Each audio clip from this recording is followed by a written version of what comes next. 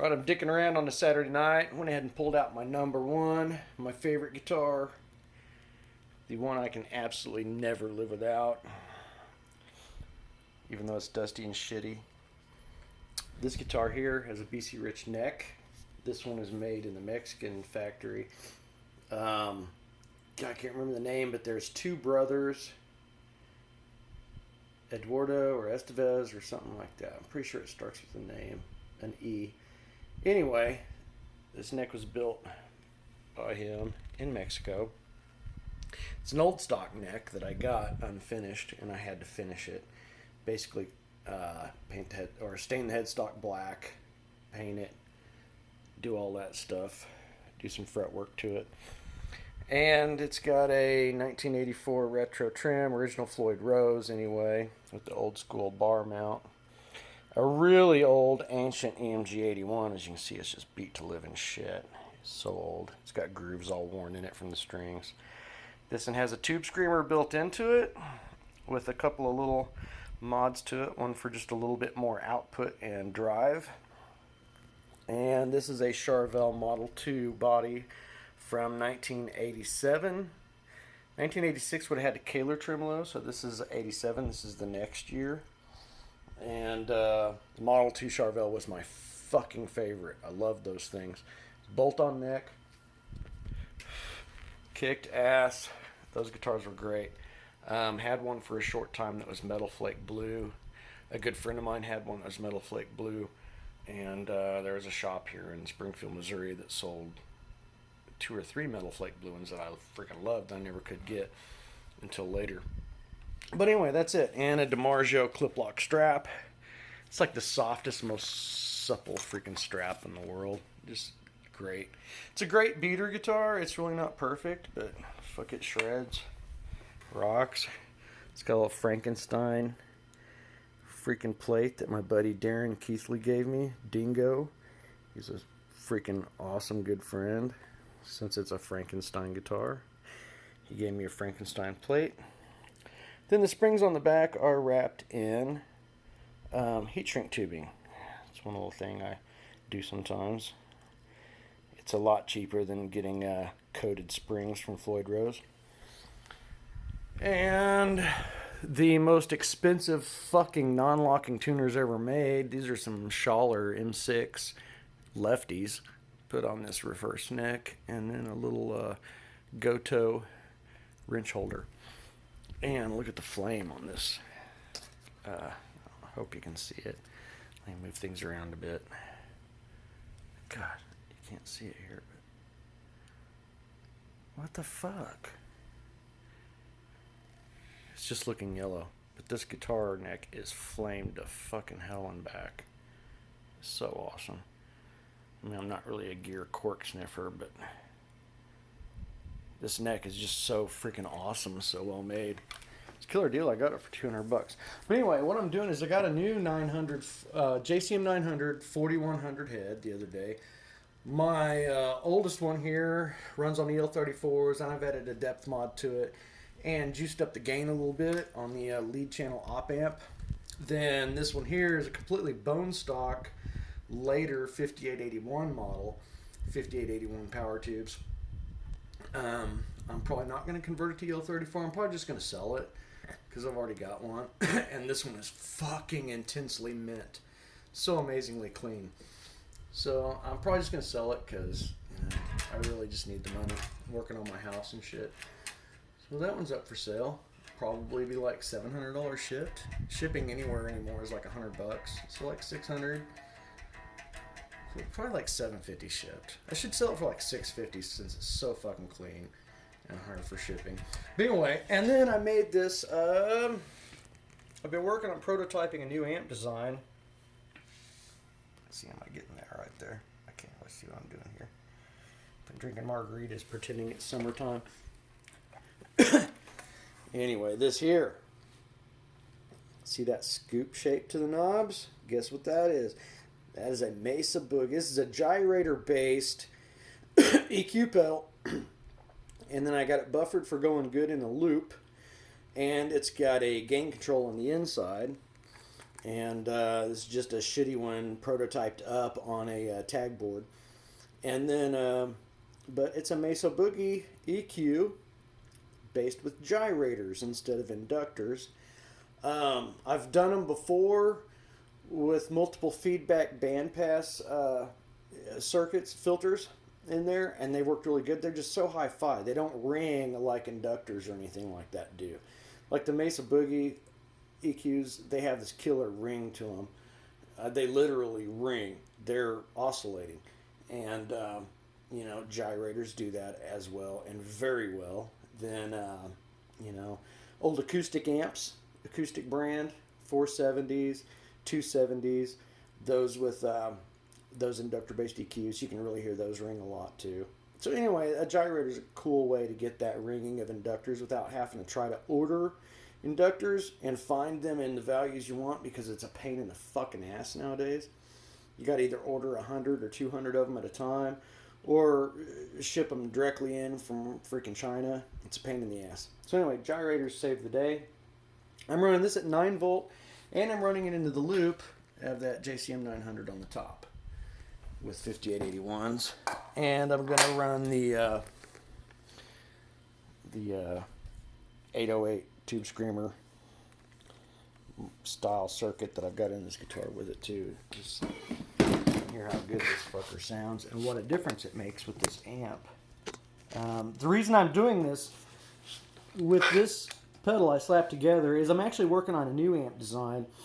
This kind of like a bastardized Mesa Mark II-C Plus, sort of, but with my own little shit thrown into it, with a gyrator-based 5-band EQ built in, and a full-on vintage-style Marshall power section with a buffered EQ, with a buffered effects loop.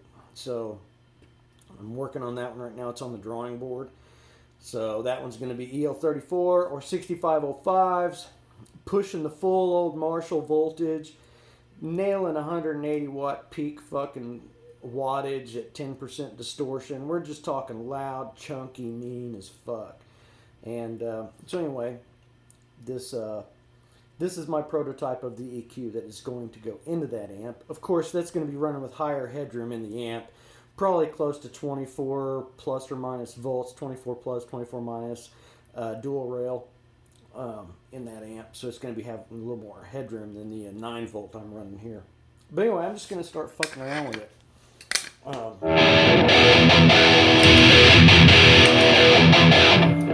So here it is bypassed, and I'll turn the boost off in the guitar.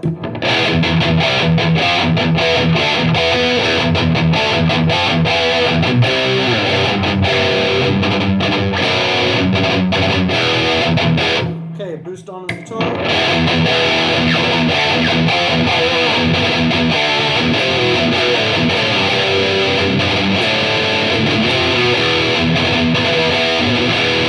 Okay, now EQ pedal on.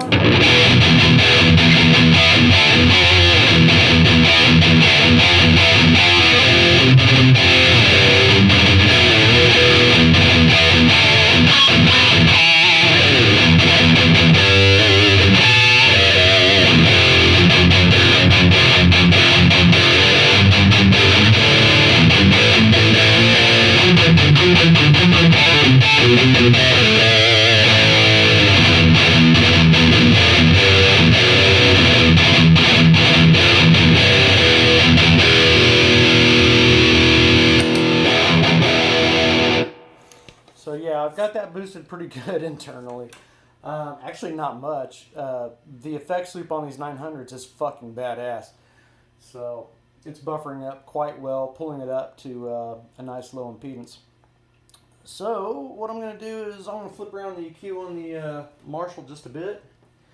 And on the pedal, I'm just going to randomly turn some knobs while chugging.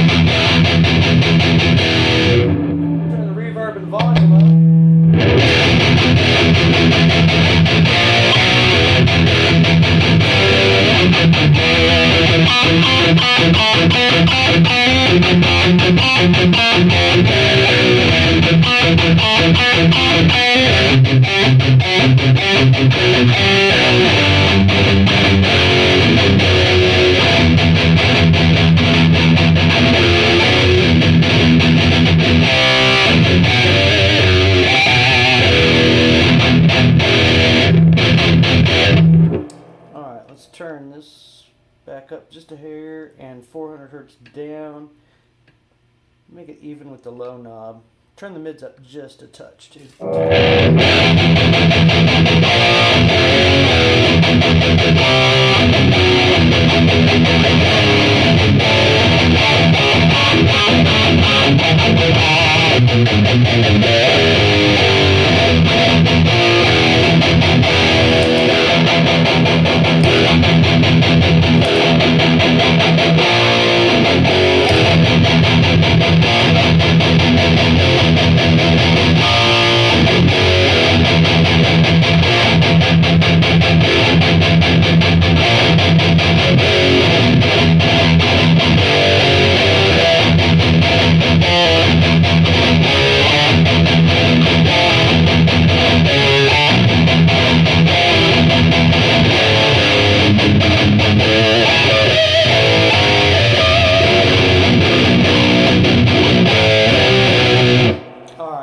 Okay, let's turn the mids let's turn everything on this pedal to noon.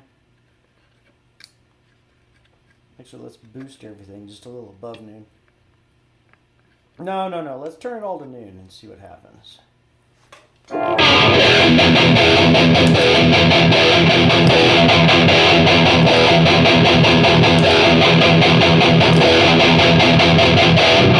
Yeah, all that is just a little bit of boost there from the it's just a closed loop buffer in there, but what I'm doing to make the boost is just opening up the loop just a hair, like 22K with a pot.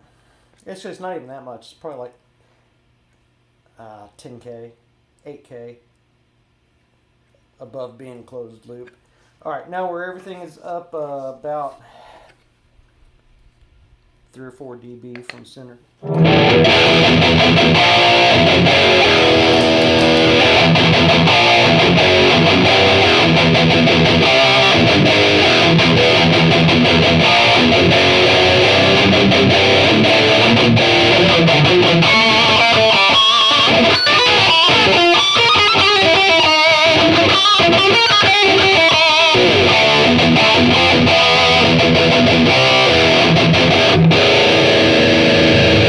Gonna add some bass.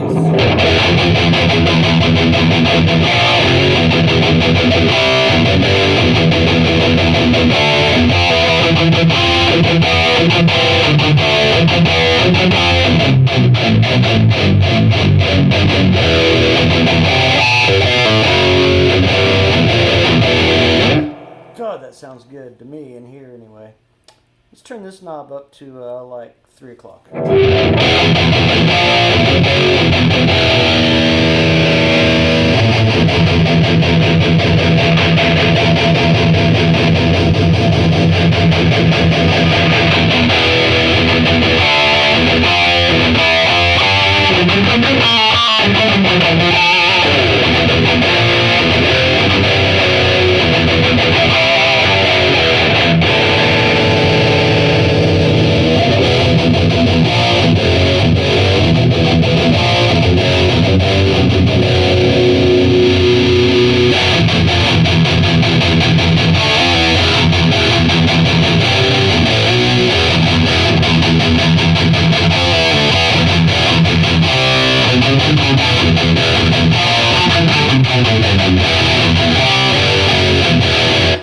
Lots of mid-range scoop on that one. Let's go ahead and turn the 750 hertz all the way down to 0. Scoop the fuck out of it.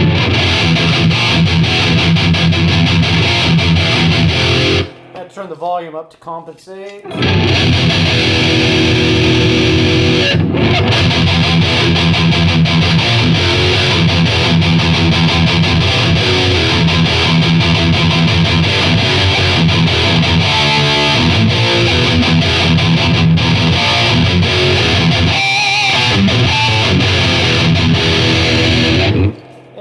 mid's fully scooped on the amp. I'm going to turn the mids up on the amp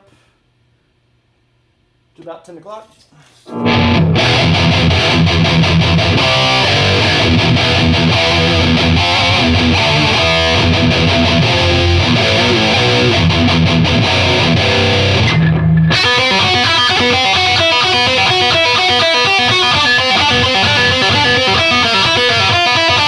Whoa, that's out of tune.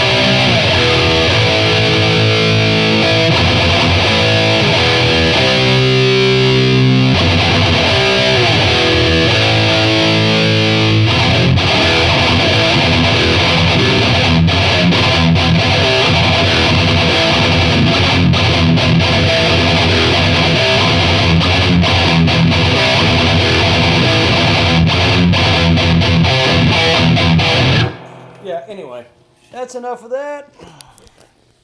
So there it is. Actually scribbled on it with a Sharpie and battery for all because I'm a smart ass. And there's that beautiful Jcm900. If anybody wants to buy it and pay the shipping, let's do $750 shipped on that if anybody's interested. If not, I'll hold on to it because it's nice to have a pristine mint one laying around. It's got a little mark in the Tolex there, a little mark here, and a little scuff on top. I might be able to clean those up, but otherwise it's perfect. Anyway, y'all have a great weekend.